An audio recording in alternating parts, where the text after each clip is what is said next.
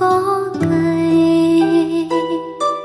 Gió ơi gió đừng vội kéo mây, kéo hạt mưa rớt qua nơi này, để em ngắm nụ cười của anh, cứ dịu dàng mà lại nồng say.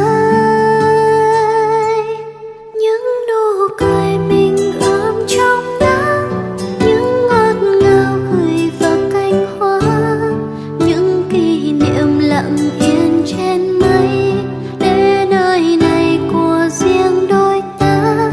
Nếu mai này dù xa hay hướng, vẫn có người hằng ngày chờ anh, đến một ngày mình lại gặp nhau giữa ngọn đồi ngập màu vàng tươi, những bông hoa mặt trời.